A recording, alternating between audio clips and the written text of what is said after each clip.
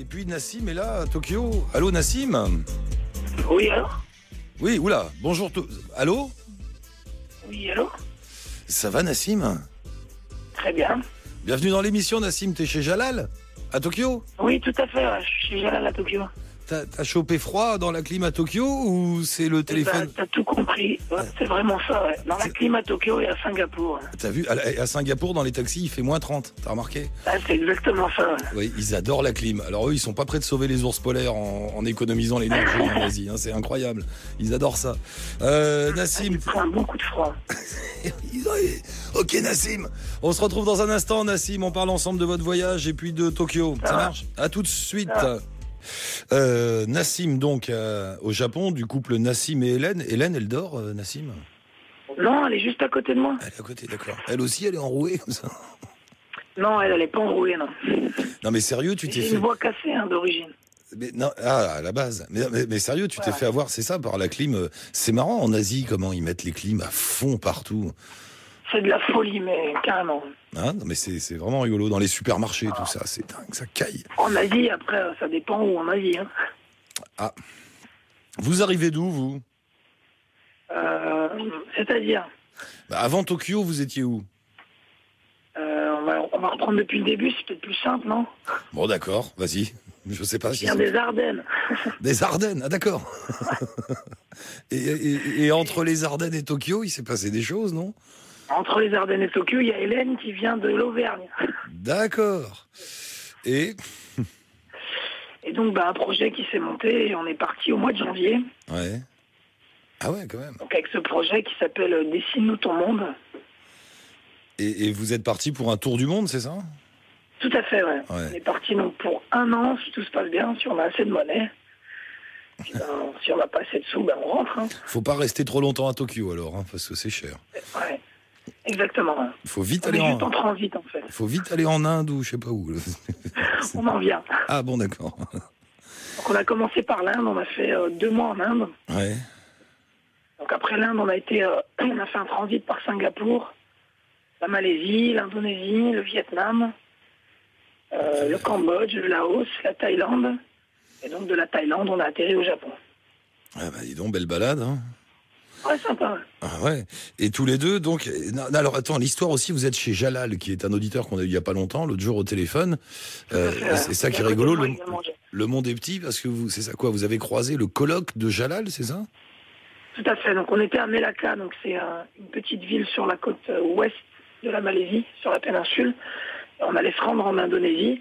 Et donc dans une guest house, assis dans les canapés, un soir, on regardait un film et on rencontre Loïc Latia, le colloque de Jalal.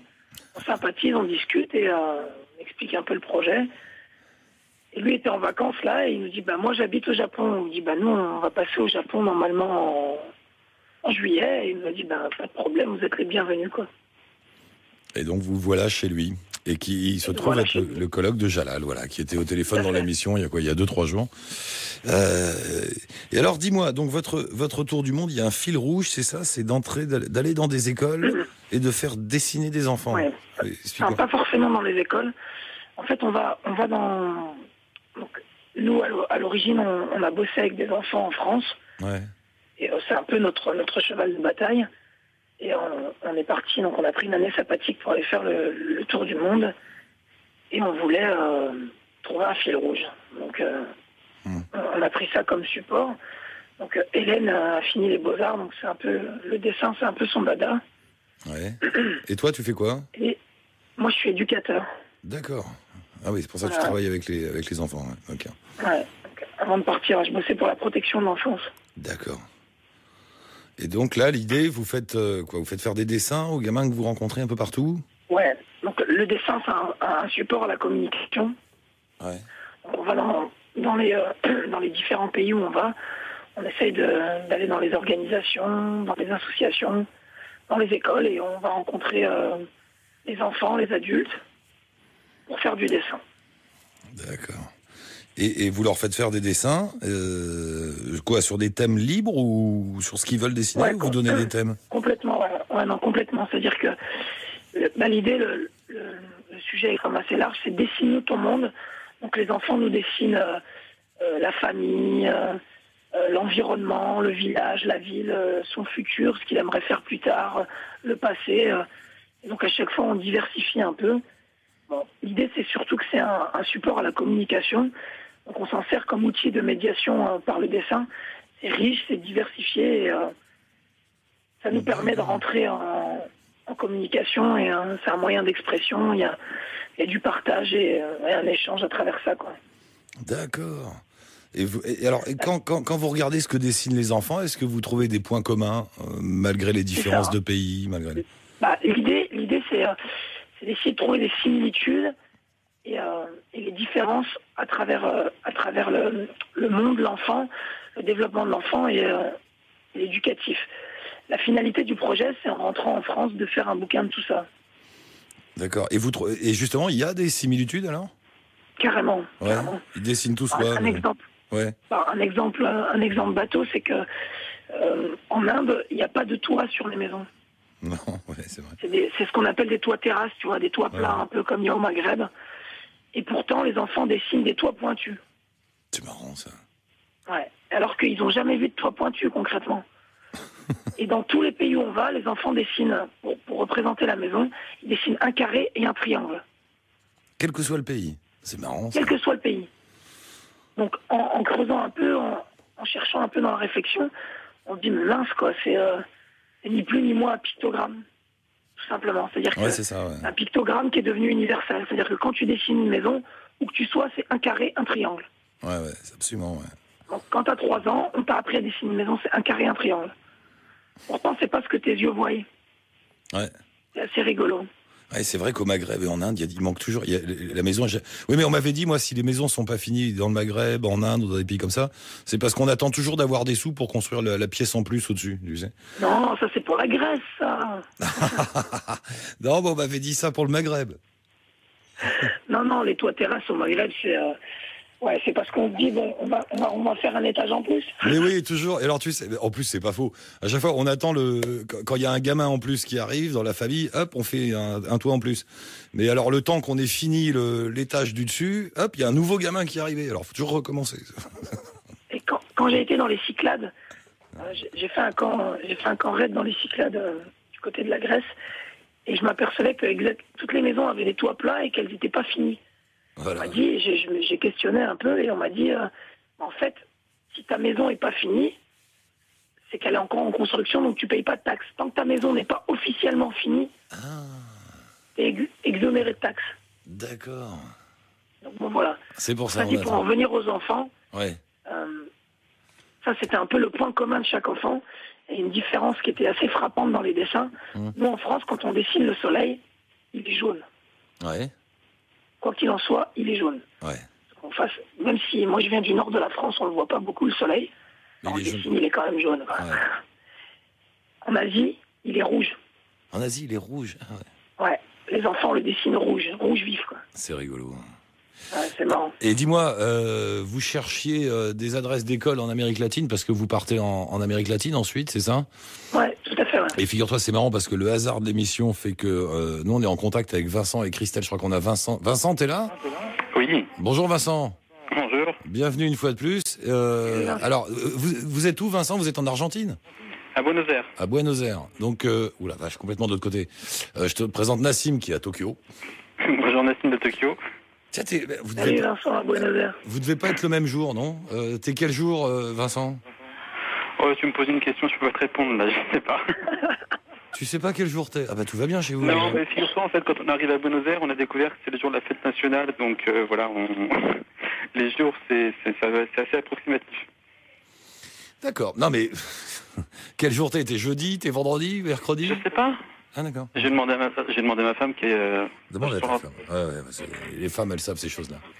Ah non, il y a l'ordinateur qui me dit qu'on est jeudi 14 juillet. D'accord. Voilà. Ils vont bien en face en Amérique latine. Ils ont besoin de l'ordinateur pour savoir quel jour on est. Et alors eux, Vincent et Christelle, ils font un tour du monde aussi. Mais vous allez dans les écoles pour rencontrer des gamins. Vous faites pas dessiner, mais c'est des rencontres avec vos enfants à vous. Oui. Il faudra donner vos adresses d'école à Nassim. Oui, on peut. Nous, on a une école en Argentine et une autre au Pérou. Nassim. Super. Et Nassim, donc on peut se mettre en contact et il faut qu'on voit avec les gens qui nous ont mis ces écoles aussi. Voilà, faut qu'on voit ça un petit peu ensemble et puis on peut vous mettre en contact avec les deux écoles. Parfait. Hein, et Nassim, si vous avez des adresses en Asie du Sud-Est, il faudra les donner à Vincent parce que vous allez en Asie, Vincent, après. Alors nous, on va l'Australie après l'Asie, puis l'Asie, on est un peu en recherche d'écoles. Donc si vous avez des écoles, c'est bienvenu aussi. Bah Nassim, vous avez des écoles. Exactement, en Asie. Pardon ? Allô ? Oui. Tu vas où en Asie, Vincent ? On va faire Asie du Sud-Est. On va aller en Chine, mais on n'y restera pas. On ira surtout Laos, Cambodge, Thaïlande et Vietnam. Voilà. Super. Ouais. Et juste en deux mots, nous on s'intéresse à la construction de l'enfant, à sa prise de confiance en lui, toutes ces questions-là. Et on cherche à rester une semaine dans l'école et éventuellement de pouvoir aussi être dans la famille d'un enfant ou chez un enseignant pour vraiment partager le quotidien de la vie avec eux. On l'a fait en Afrique parce qu'on vient d'Afrique et puis on va le refaire là en Amérique du Sud. Et voilà, donc cette idée-là, c'est de pouvoir rester comme ça dans l'école un certain temps. On va faire un échange d'adresses mail, comme ça vous pourrez être en contact. C'est marrant les deux là, vous avez une demi-planète de décalage dans vos voyages. Oui, c'est marrant, on est vraiment à l'opposé. Bon, on fait l'échange d'adresses mail entre les deux, comme ça vous pourrez vous échanger les adresses. Avec plaisir.